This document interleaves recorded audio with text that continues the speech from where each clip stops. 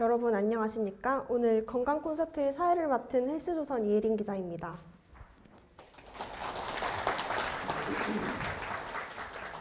헬스조선 건강 콘서트 건강 똑똑에 관심을 가지고 찾아주신 여러분께 진심으로 감사드립니다. 오늘 건강 똑똑은 명리가 알려주는 무릎 관절 건강하게 오래 쓰는 법을 주제로 강연 예정입니다. 그럼 오늘 강연해 주실 이대 목동병원 재활의학과 배하석 교수님을 무대로 모시겠습니다.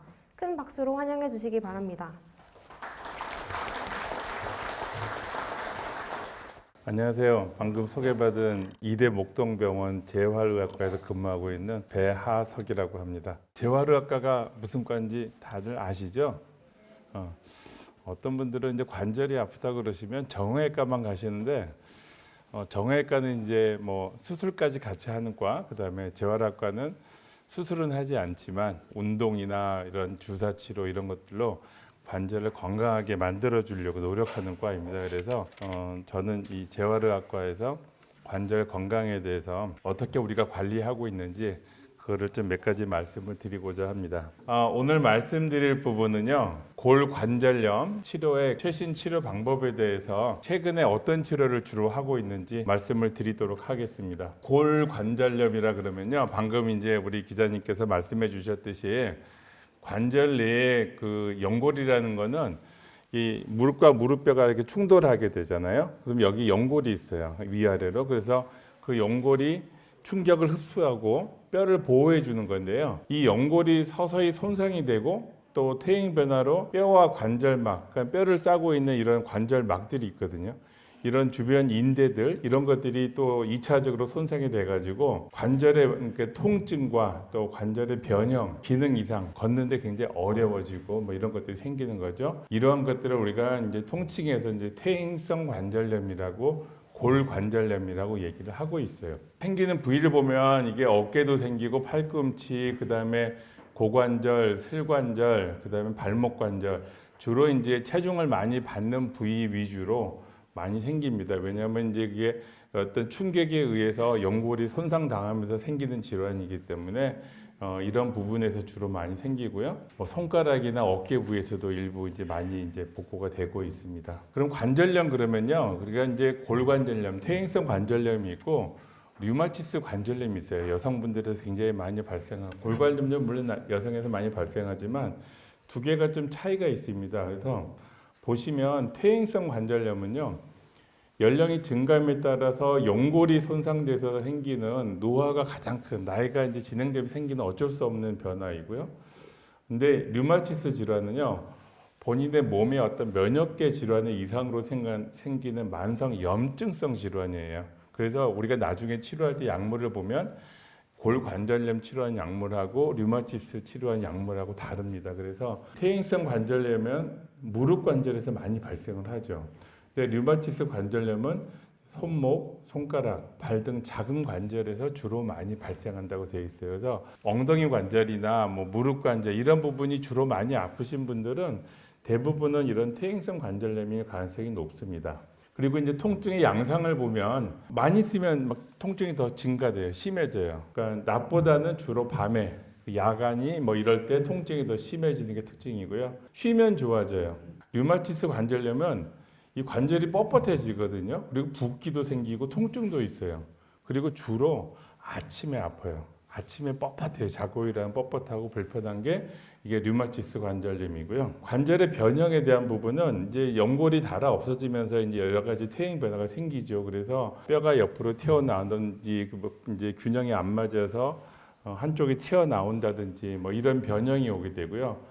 류마티스는 관절 자체가 염증으로 인해서 붓고 그다음에 조직의 변화가 생기면서 전체적으로 문제가 생깁니다. 그리고 굉장히 심한 통증을 호소하고, 그래서 이런 퇴행성 관절염과 류마티스 관절염은 원인부터 굉장히 다르기 때문에 다르게 접근하고 다르게 치료해야 된다라고 아시면 되겠습니다. 그럼 얼마나 많이 이 골관절염이 생기느냐, 아까도 봤지만 2019년 데이터가요, 저희가 지금 400만 명 정도가 보고되고 있어요, 우리나라에서. 그 중에서 여성에서 골관절염 환자가 많이 돼 있고요. 무릎 관절염 환자가 70%, 특히 이제 폐경기 여성에서 많다고 여기 건강보험심사평가원 데이터에 의하면 이렇게 좀 보고를 하고 있어요. 2020년에 정형외과 교과서가 새로 나온 것들을 보니까 여기도 퇴행성 관절염은 인구의 15%, 또 65세 이상 노인에서 척추, 또 무릎 관절, 엉덩이 관절 이런 데서 영상학적으로 관절염을 진단한다라고 이제 되어 있습니다. 65세 이제 어른들을 대상으로 그 696명을 조사를 해서 봤더니요,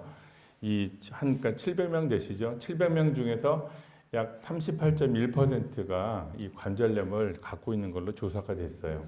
그리고 특히 여성에서 더 많이 발생을 했는데 여성이 53.8%, 약 54%, 남성이 17.1%, 여자가 한 3배 이상 높죠. 그다음에 또 체형이 비만인 형에서 더 많이 발생한다고. 그러니까 정상 체중에 비해서 약 20% 이상 발생한다고 이렇게 이제 보고를 하고 있어요. 그러니까 정상에 비해서 남자도 비만이 더 많이 생기고 여자도 비만이 더 많이 생기죠.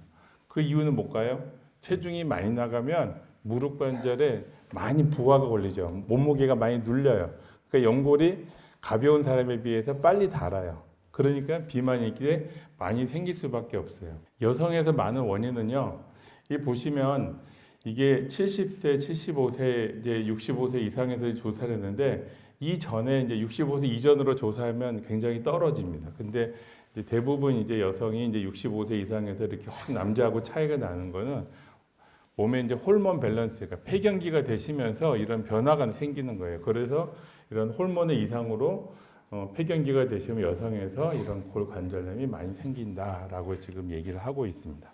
그럼 우리나라에서 그 인공관절 수술을 받는 환자 성 비율을 보면요, 여자가 많다 그랬죠. 아까 남자보다 그 여자가 한 54% 정도 되는데 대부분의 여성분들이 수술을 많이 받아요. 그래서 80% 이상이 여성이라고 되어 있고요.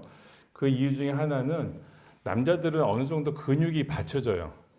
다리에 있는 근육이 힘이 좋아서 받쳐주는데 여성분들은 평상시에 운동도 많이 안 하고 여러 가지 좀 그 체질적으로 근육이 또 약하신 분도 많고 이러다 보니까 어떻게 해요? 관절이 더 많이 손상당하고 더 많이 생기고 수술도 더 많이 하게 되는 그런 것들이 우리가 통계적으로 보여주고 있어요. 근데 우리나라만 그런 게 아니라 외국에서도 마찬가지로 이렇게 돼요. 호르몬 영향, 근력의 차이 이런 걸로 해서 외국에서도 여성분들이 훨씬 더 많이 생긴다라고 되어 있습니다. 뭐 남자한테 안 생긴 건 아니지만 여자한테서 절대적으로 많이 생기는 질환이기 때문에 관리가 굉장히 필요해요. 나중에 또 말씀드리겠지만 내가 이 병을 어떻게 관리하냐에 따라서 나머지 진단받은 이후에 나의 삶이 달라지는 거예요. 그래서 병은 생기기 전에 그 전에 관리하셔야 돼요. 무슨 말인지 아시겠죠? 그래서 그건 또 나중에 제가 교육을 드리겠습니다. 그 다음에 이제 이 퇴행성 관절염이 그러면 종류가 어떻게 되느냐? 그러니까 저희가 일반적으로 이제 의사들이 진단을 할 때는요, 원인을 잘 모르면 1차성이라 그래요.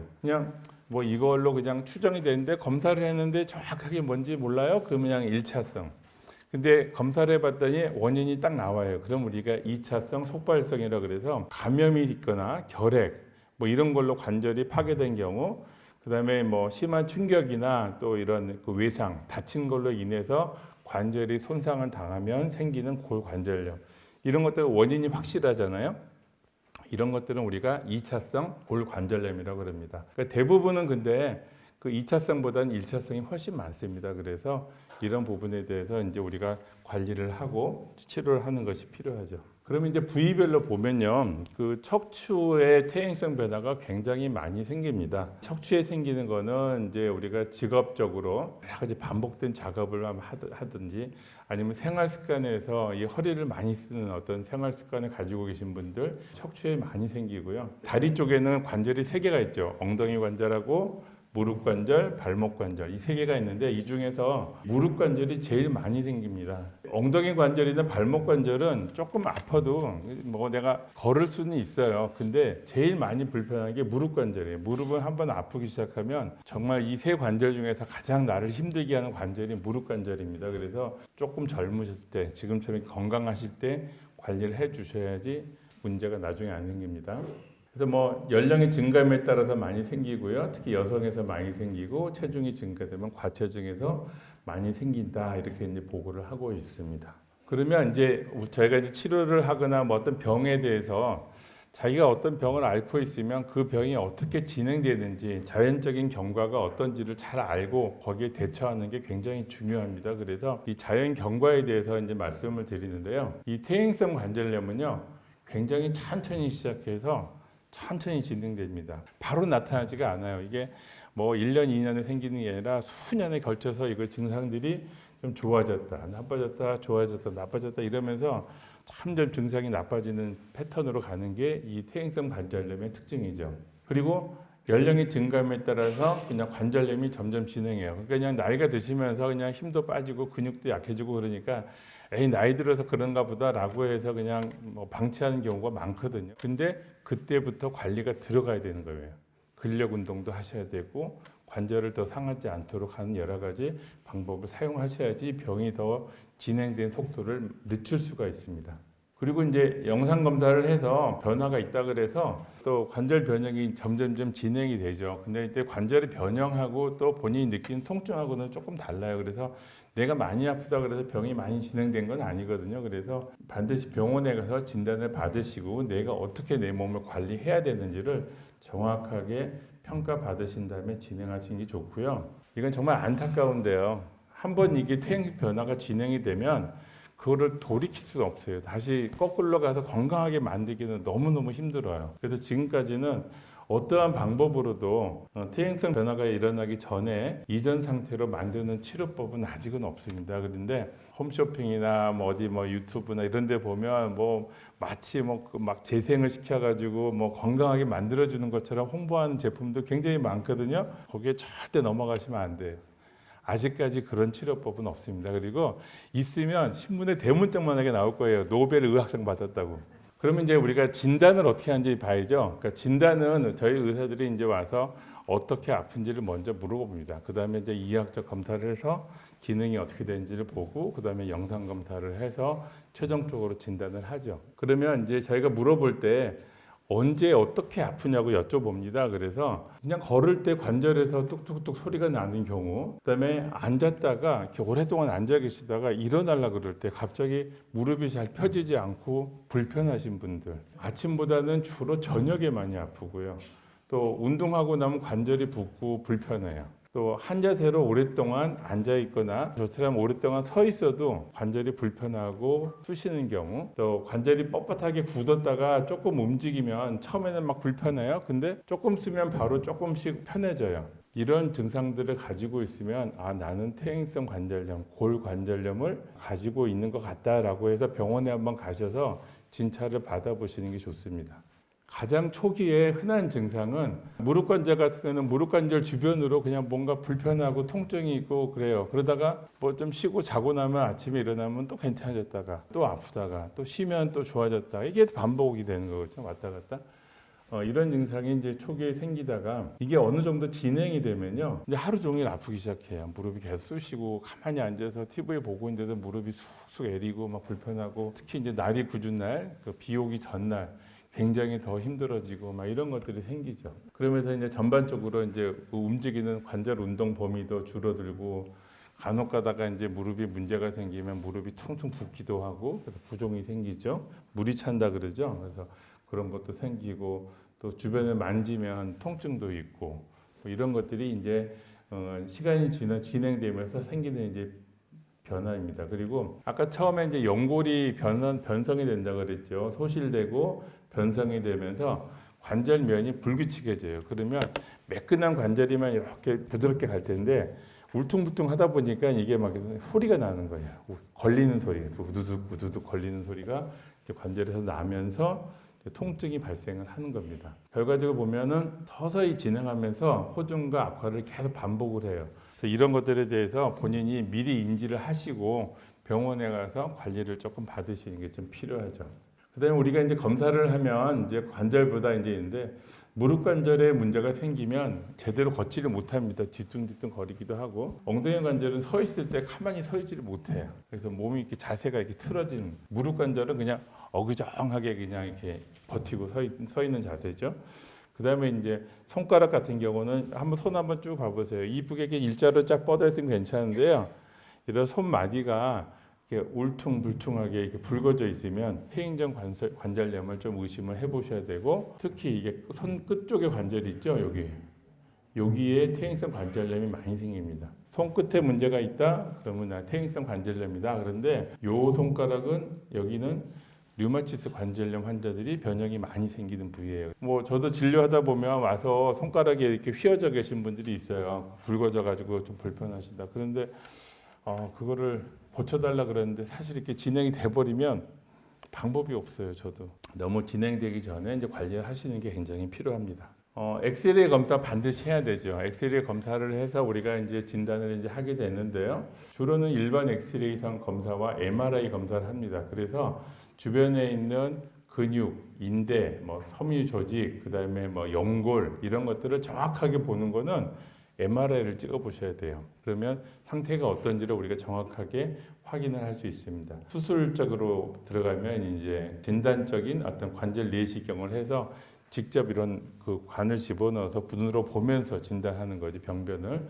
근데 그거는 너무 아프고 힘드시기 때문에 보통은 저희가 요즘은 MRI까지 찍습니다. X선 검사를 보면요, 그냥 외래 가시면 일반 무릎 사진 많이 찍으시잖아요. 이 골관절염은 이 엑스레이만 찍어도 저희가 진단이 굉장히 쉽게 되는 질환이에요. 그래서 보시면 이게 정상 이제 무릎이거든요. 관절면이 아주 깨끗하고 위아래가 아주 깔끔합니다. 이게 모양 자체가 이렇게 생겼어요. 그리고 간격이 잘 유지가 되고 있죠. 양쪽이 좌우가 대칭적으로 잘 있는데, 골관절염이 생기면 이런 식으로 관절 간격이 줄어들어요. 이 정상적으로 넓었던 간격이 굉장히 좁아지고 이쪽은 거의 없어지죠. 그 다음에 연골 아래 뼈 음영이 짙어지는 경화소견. 여기는 이제 이렇게 보이는데요. 여기랑 여기를 보시면 이 연골 바로 아래 여기가 하얗게 보이는 부분 있죠. 보이시죠? 여기가 경화돼 가지고 이렇게 하얗게 보여요. 변성이 돼 가지고 뼈가. 그 다음에 이제 뼈가 이렇게 자라납니다. 옆으로. 여기는 이제 뼈가 이쁘게 해서 깔끔한데 이 퇴행성 변화가 되면 뼈가 이렇게 막 자라나요. 척추에서도 뼈가 옆으로 자라나고 이런 골국이 형성되고, 관절면이 여기는 아주 스무스하지 않습니까? 스무스하게 나가는데 여기는 굉장히 불규칙적으로 나오죠. 그러다 보니까 이게 움직일 때 소리도 나고 통증도 생기고 뭐 이런 것들이 생깁니다. 그래서 사진 찍어서 이런 변화가 관찰이 되면 저희가 이제 골관절염 진단을 해요. 그래서 정도는 어떻게 평가를 하냐면 이게 KL 그레이드라고 가지고, 이게 사람 이름이 약자입니다. KL 두 사람의 이제 성을 이제 따서 이제 만든 건데요. 그레이드 0는 이제 0은 이제 관절염이 전혀 없는 경우고요. 그레이드 1은 뭔가 좀 보면 있을 것 같은데 정상은 꼭 아닌 것 같고, 이런 경우에 이제 간격이 좀 좁아진 느낌도 있고 뭐 이러면 저희가 그레이드 1이라고 표시를 합니다. 그리고 이게 조금 진행이 되면 간격이 조금 더 좁아지죠. 이럴 때는 저희가 그레이드 2, 그다음에 조금 더 관절면이나 관절 간격이 좁아지고 관절면이 더 불규칙해지는 게 관절이 되면 그레이드 3, 3단계, 그다음에 관절 간격이 거의 붙어버렸죠. 그다음에 굉장히 변화가 심한 경우에는 그레이드 4단계. 근데 이 4단계를 가면 거의 인공관절 수술을 할 수밖에 없어요. 4단계에서 통증이 심하신 분은 다른 방법이 없어요. 그래서 병원에 가서 진단을 받을 때 치료의 목적은요, 내가 1단계를 받았으면 2단계로 가지 않도록 내가 관리하는 게 중요하고요. 만약에 2단계라 그러면요, 아까 뒤로는 못 간다 그랬죠. 1단계로는 못 가요. 그러면 3단계로 가지 않고 현상 유지를 하기 위해서 관리를 하는 게 굉장히 필요한 거예요.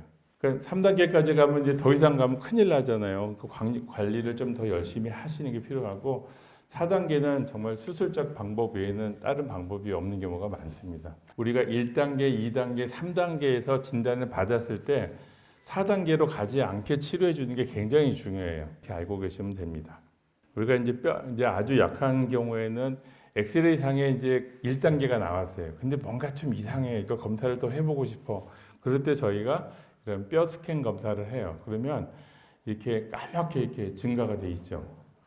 이걸 보면은 이쪽에 무릎 쪽에 퇴행 변화가 많이 진행되고 있구나라는 걸 우리가 이제 의심을 하고 치료를 이렇게 진행을 합니다. 그래서 일반 엑스레이 상으로 이렇게 크게 뭐 좀 애매할 경우에는 저희가 뼈주사 검사도 하고요. 근데 요즘은 대부분 병원에 가면 이 MRI를 찍어요. 관절 안에 뭐 연골이 어떤지, 뼈가 어느 정도 멍이 들었는지, 주변에 인대나 뭐 힘줄이 얼마나 손상을 당했는지, 그것이 최근에 다친 건지, 과거에 다친 건지 이런 것까지 저희가 다 판별을 합니다. 그래서 보통 이제 1단계에서 넘어가서 2단계, 3단계 되시면 저희가 수술을 이제 생각을 해야 되잖아요.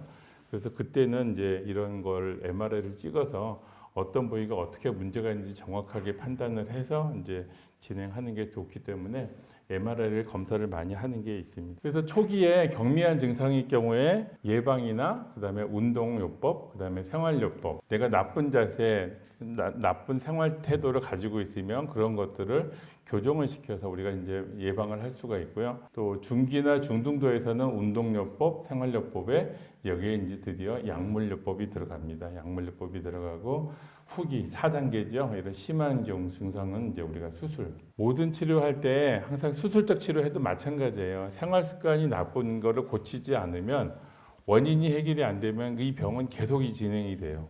우리가 인공관절을 했다 할지라도 원인을 고치지 않으면 인공관절을 오래 못 써요. 그럼 또 다시 수술을 또 해서 새 걸로 또 바꿔야 돼요. 얼마나 힘들어요. 어떤 경우에도 우리가 생활 습관이 잘못된 부분에 대한 것들은 본인이 반드시 교정을 해주는 게 필요하고요. 수술은 빨리 하는 것보다는 최대한 늦춰서 하시는 게 도움이 됩니다. 그래서 가능한 한 해보시고 나는 약물이고 뭐 생활 뭐 습관 관리고 운동이고 뭘 다 해봤는데 그래도 나는 이제 더 이상 아파서 못 견디겠다. 밤에 잠도 못 자고 어디 밖에도 못 나가겠고 힘들어서 이런 경우에는 이제 수술을 하시는 게 낫죠. 근데 이제 그렇지 않도록 본인이 관리하시는 게 필요하죠.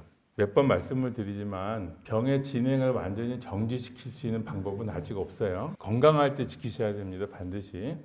그리고 이 병에 대해서 잘 이해를 하셔야 돼요. 오늘 같은 강의 들으시면서 골관절염이 어떤 거다. 라는 거를 잘 이해를 하고 골관절염 뭐 3단계 진단받았다고 막 심리적으로 이제 나 다음에 이제 4단계면 나 수술해야 되는데 하면서 불안해하고 막 힘들어하시는 분들이 있어요. 그러지 마세요. 괜찮아요. 자신감 가지고 자기 생활 교정하시고 약 잘 드시고 운동하시고 그러면 그 상태에서 견딜 수 있거든요. 그래서 마음의 안정을 가지고 대처하시는 게 굉장히 필요하고요. 그럼으로써 우리가 이제 통증도 줄이고 관절 기능도 유지되고 변형을 더 이상 변형이 오지 않도록 방지할 수 있다. 이게 이제 합니다. 뭐 이미 온 변형에 대해서는 우리가 이제 뭐 바꿀 수는 없지만 정 이제 이게 내 생활이 힘들다. 그럴 때는 수술은 하셔야 됩니다. 먼저 이제 치료에서 생활 습관에 대한 부분은요. 항상 우리가 시간에 쫓겨 사세요. 그냥 오전에 뭔가를 해야 되고 오늘 다 해야 되고 막 이렇게 사세요. 절대 그러실 필요가 없거든요. 그러다가 이제 병이 나시는 거예요. 그래서 항상 적절한 휴식하고 그다음에 운동을 하셔야 돼요. 근데 제가 이제 운동하셨어요라고 물어보면 내가 얼마나 많이 돌아다니는데 근데 그거는 사실 어떻게 운동은 운동이죠. 근데 그게 나의 몸에 최적화된 필요한 운동을 하시는 게 아니기 때문에 좀 문제가 돼요. 그래서 본인의 어떤 몸에 신체에 어떤 이상이 있고 어느 부위에 문제가 있는지 맞춰서 거기에 적절한 운동을 해주시는 게 반드시 필요합니다. 그리고 자세가 굉장히 안 좋으신 분들, 그다음에 직업적으로 그 무릎이나 허리에 좋지 않은 동작을 할 수밖에 없는 분들, 이런 분들은 그거를 최소화시킬 수 있는 어떤 방법을 찾으셔야 돼요. 거기를 찾아서 관절에 무리가 안 되게 조심하시는 게 필요하고요. 그다음에 처음에 나왔지만은 비만, 체중이 많이 나가면 많이 생긴다 그랬죠. 그래서 체중 감소, 부정적인 것보다는 긍정적으로 난 이거 이겨낼 수 있어 하는 긍정적인 태도, 그다음에 수면 잘 취하시는 거, 잠만 잘 주무셔도요 아주 좋아집니다. 건강 상태가 좋아집니다. 그래서 숙면에 대한 부분들 신경을 많이 쓰셔야 되고, 그다음에 이제 몸에 이제 열량이 증가되면서 어떤 변형도 생기고 또 근육의 힘도 떨어지고 어쩔 수 없는 상황이 와요. 그거를 절대 부인하시면 안 돼요. 그거는 내가 받아들여야 되잖아요. 근데 그럴 때 저희들이 이 지팡이나 이런 보행 보조 도구를 많이 권해드려요. 이렇게 지팡이나 이런 그 무릎 밴드 뭐 이런 것들을 권해드리는데 굉장히 자존심 상해 하시는 어르신들을 많이 봬요. 내가 왜 그 지팡이를 짚고 다녀야 되냐? 나 필요 없다라고 안 하고 다니시다가 또 다시 아프다고 또 오시는데 내 몸이 약할 때는요. 뭔가 좀 이 도움을 받으셔서 관리를 해주시는 게 좋아요. 그래야지 아까 말씀드렸던 1단계에서 2단계로 안 가고 2단계에서 3단계로 안 가고 마지막 3단계에서 4단계로 안 가는 방법은 내 몸을 아껴서 쓰시는 거예요. 거기에 이런 지팡이가 굉장히 중요한 역할을 합니다. 그래서 잘 유용하게 쓰시는 게 좋고요. 나는 이런 지팡이 정말 자존심 상해서 못 쓰겠어. 그러신 분들은 여기 등산 다니시는 분들 있죠. 등산 다닐 때 스틱 가지고 다니시죠. 이 스틱 2개를 이용하세요. 등산용 스틱은 또 이렇게 거부감이 좀 적으시더라고요. 등산용 스틱을 가지고 다니시고 이 올라갈 때보다도요 내리막길에서 무릎이 더 많이 손상을 당해요. 근육이 더 약해지거든요. 그래서 특히 내리막길 갈 때는 지팡이를 잘 쓰시는 게 좀 좋습니다. 그다음에 이제 운동을 이제 어떻게 해야 되느냐 이제 하는데 뭐 여기 보시면 다 아실 거예요. 다 아는데 여기 다른 강의에서 보지 못하시는 부분이 스트레칭 전에 가벼운 걷기나 조깅을 하라고 제가 해놨습니다. 대부분 운동할 때 처음에 스트레칭 하는 걸로 아시죠? 근데 스트레칭을 먼저 하다 보면요 어른들 연세에 이 근육이나 힘줄이 나이가 들면서 탄력성이 떨어지기 때문에 스트레칭을 먼저 하시다가 스트레칭 때문에 다쳐서 오신 분들이 상당히 많아요. 그렇기 때문에 스트레칭 할 때 다치는 걸 막으려면 이렇게 몸이 조금 열이 날 정도까지 한 5분, 10분을 가볍게 걸어주세요. 걸어줘서 몸이 좀 풀렸다 싶으면 이제 좀 풀렸다 싶으면 그때 가서 스트레칭을 하셔야 돼요. 반드시 스트레칭 전에 가볍게 걷기나 조깅 하시는 거 굉장히 중요한 부분이고요. 그 다음에 운동 끝나고 다시 천천히 심박수를 낮춰주는 운동 강도를 낮추면서 다시 가볍게 걸어주시는 운동을 하는 게 굉장히 좋아요. 막 운동을 열심히 하시다가 갑자기 탁 멈추잖아요. 그러면 근육이나 힘줄 이런 데 굉장히 좋지가 않습니다. 또 나중에 부상당할 수 있으니까 끝과 마무리를 처음과 시작을 잘 해주셔야 돼요. 그러니까 처음에는 가볍게 걷기, 마지막도 가볍게 걷기. 아시겠죠? 그리고 처음부터 내가 진단을 받으면 제일 중요한 건 운동, 그다음에 생활 습관 고치는 거, 이 2가지가 가장 중요하다 그랬잖아요. 초기부터 이렇게 관리를 좀 해주셔야 돼요. 그리고 어떤 관절 부분이 좀 불편하고 힘들다 이럴 때는 그 부분에 대해서 물리치료를 조금 받으시면서 관리를 해주시면 좋고요. 특히 무릎 같은 경우에는 무릎 앞쪽 근육이 있죠. 여기 허벅지 앞쪽 근육. 이게 굉장히 중요해요. 그래서 그 허벅지 앞쪽 근육을 대퇴사두근인데요. 이거를 강화시키는 운동을 많이 하시는 게 좋아요. 그래서 무릎을 쭉 펴시고요. 바닥에다가 무릎을 이렇게 누른다 생각하시면서 이 무릎 위쪽에 허벅지에다 힘을 주는 연습을 자꾸 하세요. 10초 동안 힘 주고 다시 천천히 힘 빼고 하나 둘 하고 힘 빼고 다시 또 하나 둘 하고 힘 주시고 힘 빼고 그거를 10번 내지 15번을 하고 한 1분 쉬었다가 또 10번 내지 15번 하고 해서 3세트 정도를 3번 정도를 아침 저녁으로 해주시면 굉장히 도움이 많이 됩니다. 그리고 이 운동이라는 거는 내가 약해진 근육을 강하게 하는데 시간이 오래 걸려요. 젊은 사람들은 보통 한 2, 3개월이면 근력이 좋아지지만 보통 한 3개월, 어르신들은 한 6개월은 해야지 내가 무릎이 좀 튼튼해졌다 이 느낌이 올 거예요. 힘이 생기는 과정도 조금 오래 걸립니다. 그래서 근데 그 대신에 꾸준하게 해주시는 게 좋고요. 3일에 한 번 휴식을 주셔야 돼요. 그냥 내가 무릎이 약하다고 일주일 내내 운동하시잖아요. 그러면 무릎 이 근육이 지쳐가지고 병이 나요.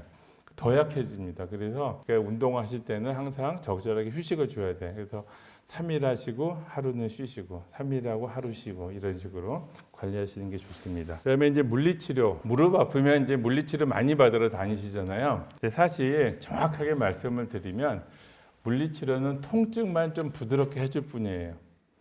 이 퇴행성 변화 자체를 아까 말씀드렸잖아요.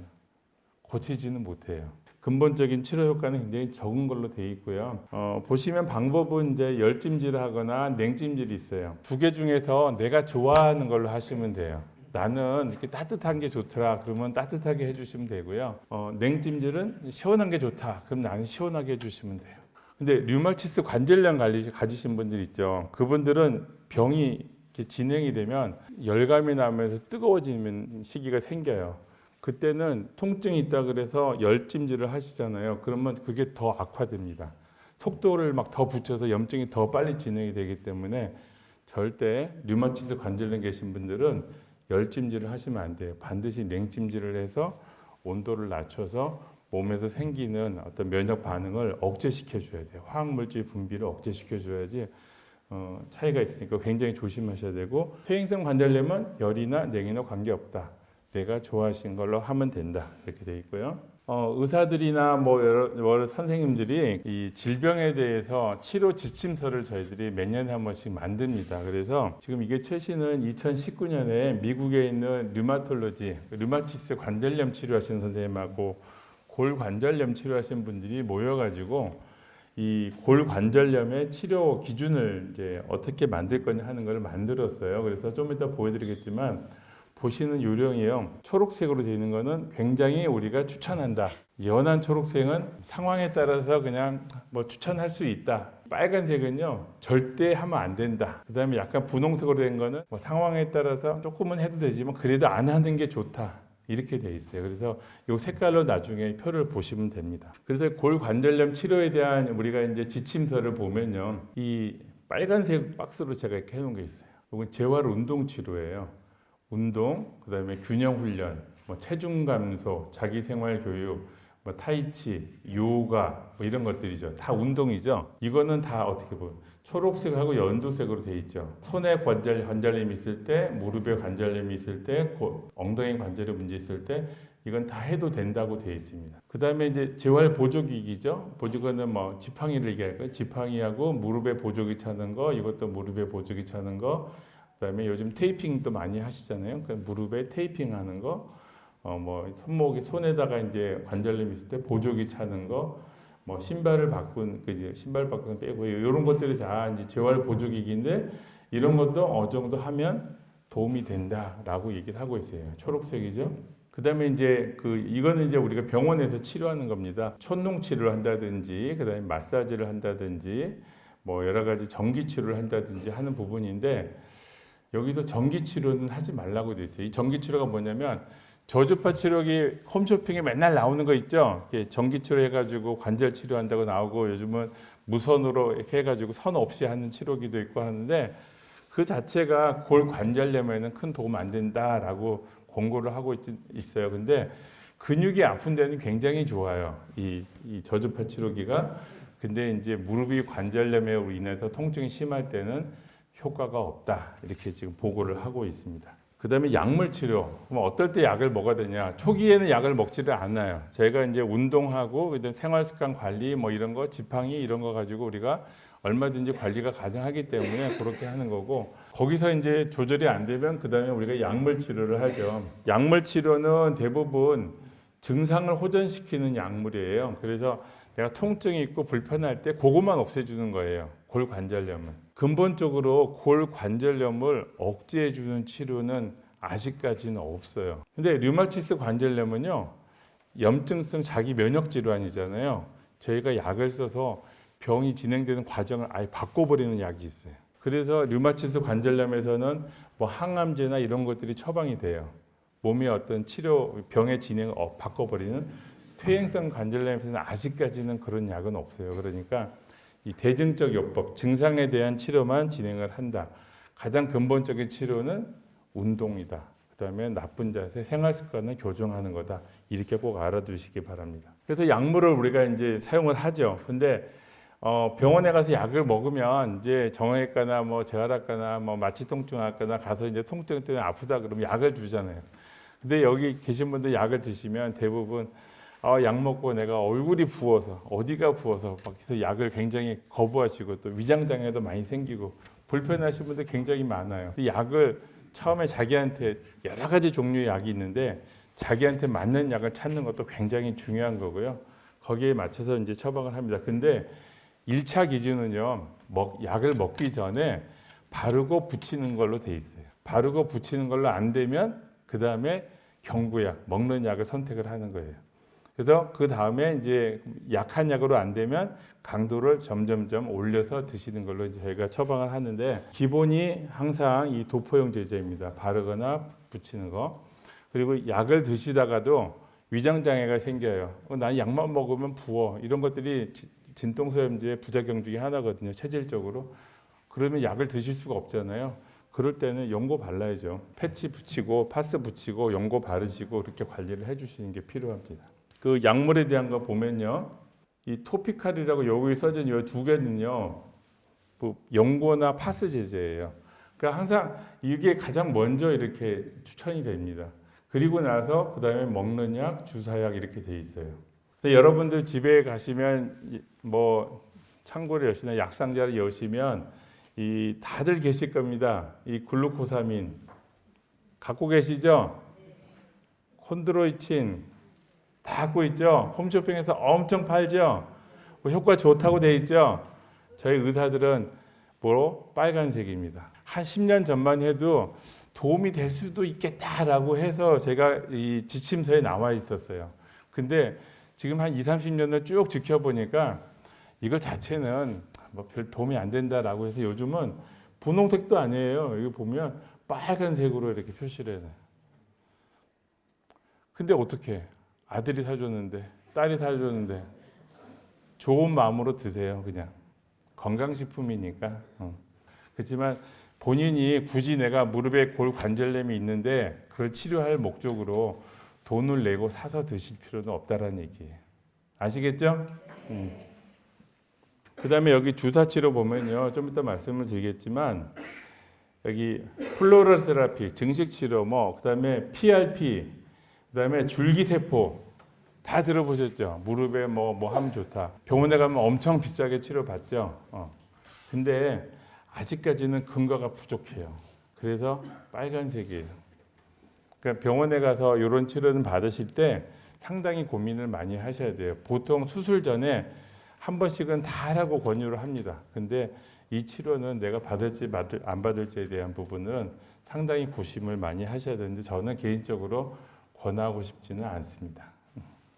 나오죠? 글루코사민, 콘드로이친, 그다음에 뭐 여기 무슨 허브가 좋다, 한약재, 그다음에 오일이 좋다, 뭐 오메가 오일이 좋다, 어쨌든 뭐 이게 많이 나오는데 전부 다 아직까지 이렇게 빨간색, 분홍색 이런. 제가 뭐라 그랬죠? 내 돈 내고 사 먹을 필요는 없다. 아시겠죠? 그다음에 이제 약물 치료 다음에 병원에 가셔서 이제 그래도 내가 아파요, 힘들어. 그러면 이제 선생님이 이제 얘기하죠. 주사 한번 맞아볼까요? 그렇죠? 그러면 이제 주사 치료에 어떤 게 있냐면 이게 보험이 되는 게 있고 보험이 안 되는 게 있어요. 보험이 되는 건요, 우리가 스테로이드 주사, 그 무릎 관절에 있는 성분 중에 하나를 만든 히루안 주사. 그 다음에 요즘 이제 새롭게 뜨고 있는 이 콘주란이라는 주사. 선별급여란 건 뭐냐면 본인 부담금이 좀 많아요. 이거는 나라에서 많이 보장을 해주고 이거는 본인이 더 많이 돈을 많이 내고 해야죠. 근데 그래도 가격은 많이 싸졌죠. 옛날에 뭐 10만 원, 15만 원 하던 거를 지금은 한 5만 원 정도만 내고 주사를 맞을 수 있으니까 많이 싸진 겁니다. 그래서 이 세 가지는 이제 보험을 해주는 거고요. 콜라겐 주사라는 것도 있고요. 그 다음에 그 줄기세포, 스템셀 뭐 해가지고 뭐 어디서 배양액을 추출해서 뭐 세포 뭐 치료다 어쩌다 나오는 것들, 이런 것들 조심하셔야 돼요. 그 다음에 이제 자가 혈소판 주사라 그래서 내 피를 뽑아서 이렇게 치료해 주는 게 있어요. 좀 더 다시 설명을 드릴게요. 이런 것들은 아직은 다 그 비급여입니다. 비급여는 굉장히 가격이 비싸죠. 그래서 이런 비급여 치료를 받으실 때는 상당히 고민이 필요하고 효과가 있는지 없는지를 잘 한번 검증을 해야 돼요. 수십 년 전부터요, 관절에 문제가 생기면 가장 많이 쓰던 약이 이 스테로이드예요. 부신피질 호르몬이라 그래서 관절에다 주사하면 정말 환자분도 중독이 되고 저희 의사도 중독이 돼요. 너무 효과가 좋아요. 그냥 뭐 주사 놓으면 그 다음날 오후부터 저녁부터 해가지고 편해지기 시작하고 2, 3일 지나면 내가 언제 아팠어? 라고 막 날아다니고 막 이래요.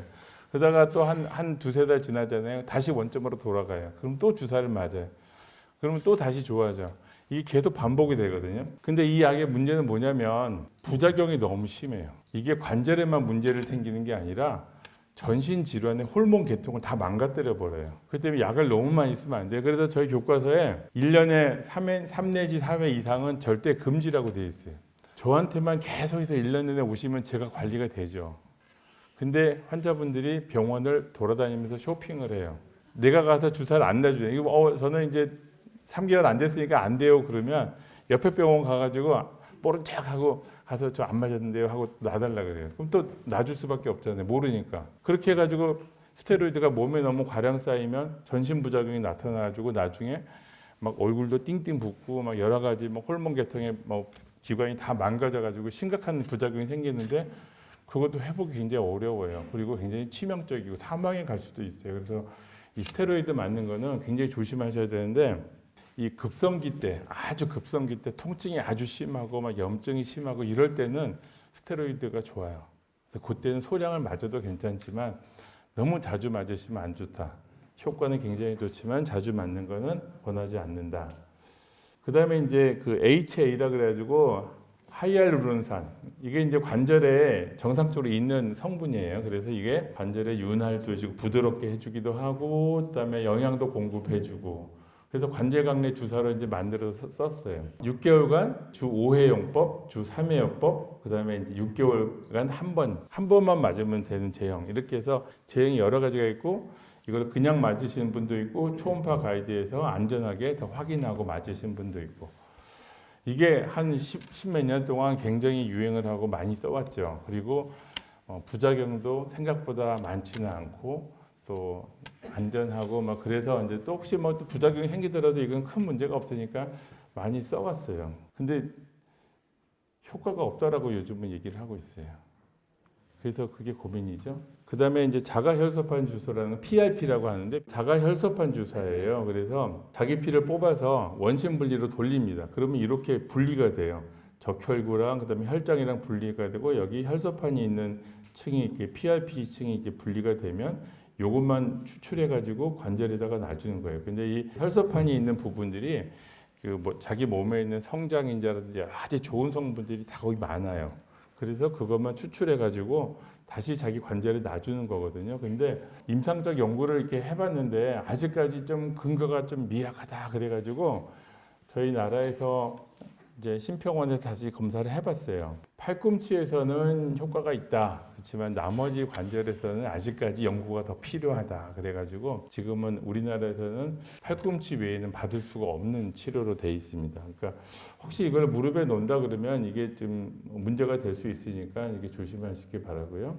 이제 비수술적 비급여죠. 비급여. 콜라겐 주사, 비맥이라 가지고 자가골수. 이제 자기 이제 그 골반 뼈에서요 골수를 뽑아요. 그 PRP랑 같은 방법으로 해서 거기서 좋은 성분을 뽑아 가지고 그걸 다시 관절에다가 집어 넣어주는 거. 이게 지금 신의로 기술로 인정이 돼 가지고 나와 있어요. 그래서 이제 병원에 가시면 요걸 하자고 하십니다. 근데 아직까지 이것도 조금 더 연구를 해야 돼요. 얼만큼 효과가 있는지에 대한 것들은 아직 좀 검증이 좀 필요한 단계다. 그리고 요건 굉장히 고가의 치료예요.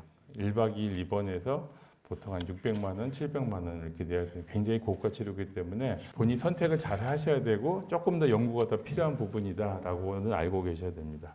그래서 비수술적 치료에 그 저희가 지침서를 보니까요 항암제 계통이거든 MTX라고 하는데 항암제 계통은 이게 그 퇴행성 관절염에는 추천하지 않는다. 아까 류마티스 관절염은 질병을 고치는 약이기 때문에 쓰는데 이거는 그 질병을 아예 그냥 그 진행을 바꿔버리는 약이거든요. 그래서 이 약을 쓰는데 퇴행성 관절염에서는 권하지 않고 있고요. 그 다음에 관절내에다가 하이아루로닉 애시드 HA를 쓰는 것도 핑크빛으로 바뀌었죠. 뭔가 좀 아닌 것 같다. 조금 더 고민이 필요하다. 그다음에 PRP 빨간색으로 돼 있죠. 스템셀 줄기세포 빨간색 돼 있죠. 새로운 요법에 대한 것들 다 지금 빨간색입니다. 빨간색은 아직까지는 효과가 없든지 아니면 권하지 않든지 뭐 아직 근거가 부족하기 때문에 그렇게 된 거라고 이해를 하시고 참고를 하시면 될 것 같습니다.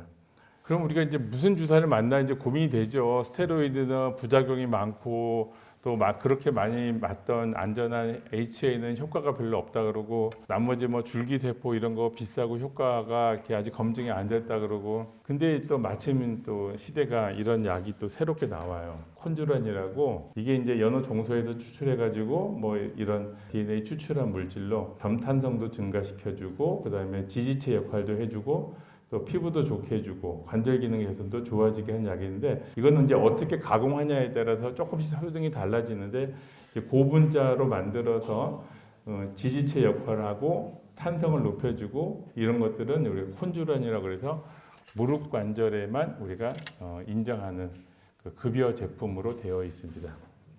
이 제품은 이렇게 항염증 효과도 좀 있고요. 그 조직을 재생시키는 효과도 일부 있다고 논문에서 지금 보고를 하고 있는 약물입니다. 부작용이 거의 없습니다. 그러니까는 간혹 가다가 어떤 이제 좀 이물 반응 같은 게 생기는 회사도 있지만 대부분 굉장히 안전한 물질로 되어 있고 연어에서 추출한 물질이기 때문에 연어가 사람의 어떤 DNA랑 가장 유사한 구조를 가지고 있어서 몸에 들어왔을 때 이물 반응이 굉장히 적어요. 부작용이 적은 물질로 되어 있어서 그런 부분에 대한 부분도 좀 안전하고, 그다음에 저희가 이제 임상적으로 무릎 관절염 환자의 대상으로 연구를 했을 때 효과가 있다라고 지금 보고가 되고 있고, 아까 점탄성도 증가시킨다 그랬죠. 그 탄성을 증가시키기 때문에 무릎 관절의 마찰도 감소시켜주고 뭐 이런 효과로 인해서 요즘은 이 콘주런이라는 주사를 많이 사용을 하고 있습니다. 그리고 6개월 동안 시기에 관계없이 5번을 맞을 수가 있어요. 그래서 본인 선택에 따라서 맞을 수 있기 때문에 저희가 치료할 때 굉장히 많이 도움이 됩니다. 그래서 연구를 이제 저희가 해봤죠. 여기 이제 그 대한정형외과 선생님들이 그 이 무릎 관절에 콘주란하고 뭐 HA하고 같이 비교해서 연구를 해봤어요. 그랬더니 콘주란 투여군에서 뚝뚝뚝 떨어져서 이게 유지가 되는 거예요. 6개월간 통증 감소가 유지된다라는 이제 보고를 하고 있고요. 그러니까 우리가 관절염 사진을 엑스레이를 평가한다 그랬잖아요. 1단계, 2단계, 3단계를 다 해서 평가를 해봤더니 각 단계별로 굉장히 좋은 효과를 보여주고 있어요. 통증이 많이 감소되는 그 효과를 보여주고 있습니다. 그래서 내가 어느 단계에 있든지 간에 주사 치료로 큰 도움을 받을 수 있는 약물이다라고 말씀을 드릴 수가 있겠어요. 그리고 이제 이거를 그러면 나이 드신 분들, 젊은 사람한테만 효과 있는 거 아니냐 생각해서 이제 나이별로 저희가 좀 분류를 해봤더니 40대나 50대나 60대나 70대나 80대나 전 연령대에서 통증을 다 감소시켜 주더라. 주사 맞고 나서. 그리고 나서 일상생활도 굉장히 편해지더라라는 거를 볼 수가 있습니다. 그래서 약 78%가 이제 증상 개선을 이제 얘기를 하고 있고요. 주사 맞으신 분들의 99.45%가 이상 반응이 없었다라고 보고를 하고 있어요. 그러니까 사실 99.5%는요 없다고 봐도 되는 거죠. 뭐 그러니까 이것도 걱정이 되고 저것도 걱정이 된다 그러시면 한번 콘주란에 대한 걸 한번 고민을 해보시면 도움이 될 것 같습니다. 그리고 이제 한국인 90명 대상으로 또 이제 주사를 해봤더니 이 노란색이 콘주란이거든요. 다른 HA의 다른 약에 비해서 통증 감소도 많이 줄고 효과가 이렇게 유지되는 거를 이렇게 쭉 보실 수가 있습니다. 그래서 내가 좀 무릎이 불편하시다. 근데 나는 골관절염을 진단을 받았고 내가 할 수 있는 건 다 하고 있는데 그래도 내가 무릎이 좀 불편하다. 주사를 맞고 싶다 할 때는 한 번쯤은 생각해보고 병원에 가셔도 의사들이 많이 요즘은 권유를 하고 있습니다. 자, 그 다음은 이제 4단계, 뭐 3단계나 4단계도 정말 내가 통증이 심해가지고 더 이상 내가 못 살겠다. 수술해야겠다. 그러면 수술해야죠. 뭐 어떡합니까?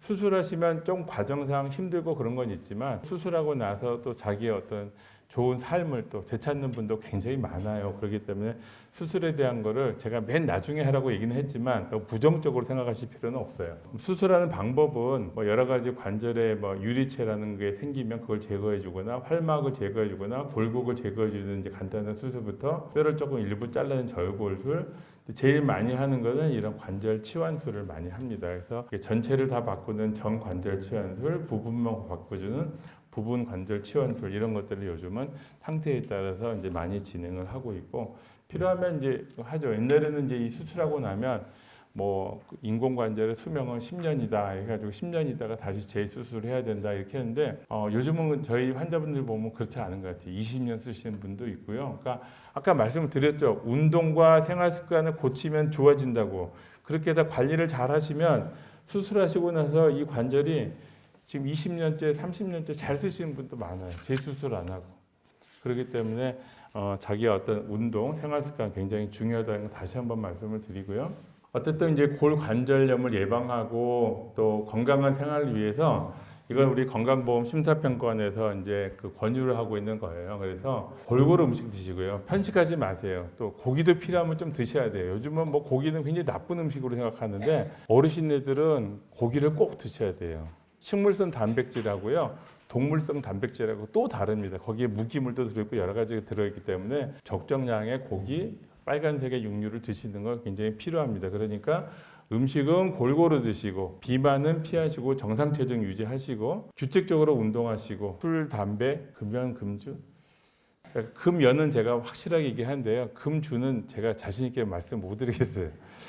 아무리 하려도 안 되는 게 금주잖아요. 근데 식후에 뭐 그냥 반주를 한두 잔은 괜찮지만 과음은 절대 안 되고요. 커피도 많이 드시면 이제 안 좋다고 돼 있고 음식은 항상 짜지 않게 싱겁게. 우리나라는 음식이 절인 음식은 뭐 찌개 뭐 해서 굉장히 나트륨이 많아요. 그래서 이거 드시면 뭐 붓고 뭐 여러 가지 불편한 게 맞습니다. 근데 싱겁게 드시는 습관 들이시라고 그래야지 우리가 고혈압이나 이런 것도 다 예방할 수가 있어요. 골고루 이제 비타민 많이 드시고요. 그다음에 골다공증 많으니까 칼슘 비타민. 이거를 이제 무슨 골다공증이 뭐 좋아지는 걸로 생각하시는 분이 있는데 그렇지는 않아요. 비타민 먹는다고 뼈가 튼튼해지지는 않아요. 근데 골다공증 환자에서 우리가 이 비타민 D를 드리기 때문에 골관절염에서도 좋을 거라고 생각을 하시는데 그거는 그렇지 않다. 골다공증에서는 효과가 있지만 골고루 드시라는 의미로 이런 것들을 얘기합니다. 그래서 녹황색 채소도 많이 드시고 칼슘 있는 오렌지 주스, 사과 이런 걸 충분히 드시라고 그러고 그다음에 충분한 야외 활동을 하시라고 우리나라 건강보험 심사평가원에서 권유를 하고 있는 내용입니다. 그래서 결론적으로 말씀을 드리면 아까 제가 말씀드렸죠. 초록색으로 된 건 해도 되는 거, 빨간색은 안 되는 거. 근데 이거를 가이드라인 다시 한번 보시면 운동, 생활습관 교정, 보조기기 도움을 받으세요. 괜찮아요. 이게 가장 기본이 되는 거예요. 나중에 수술을 하시더라도 이거 하시면 오래 쓰십니다. 관절을. 그리고 먼저 국소형 진통소염제, 경구형 진통소염제 다 괜찮아요. 근데 내가 속이 안 좋고 좀 그러면 파스 붙이시고 연고 바르세요. 괜찮아요. 요즘 좋은 연고 많이 나옵니다. 그러니까 그렇게 해서 관리하시면 되고 뭐 전기치료, 마사지, 요즘 뭐 도수치료 많이 하죠. 도수치료, 신발 교정 이거 다 이게 분홍색이에요. 빨간색하고 분홍색. 가급적이면 좀 고민해보라는 표시입니다. 그리고 글루코사민, 줄기세포, 콘드로이친, PRP, 히루안 조금은 고민이 좀 필요한 약이다라는 걸 생각을 해보시고요. 그래서 처음이자 마지막으로 다시 한번 말씀을 드리면 처음에도 하셨듯이 그 만성 질환이에요. 되돌릴 수 없습니다. 그러니까 지금 상태에서 더 나빠지지 않게 관리하는 게 최고예요. 그래서 잘 관리할 수 있도록 기본 생활 습관 개선, 그다음에 운동요법 이거 하시고 이거가 좀 부족하다 그러면 이제 약물 치료 같이 하시면서 하는데 아직 근거가 입증되지 않거나 효과가 없다고 된 것들에 너무 맹신하지 마시고 홈쇼핑 너무 열심히 보지 마시고 네, 이상입니다. 감사합니다.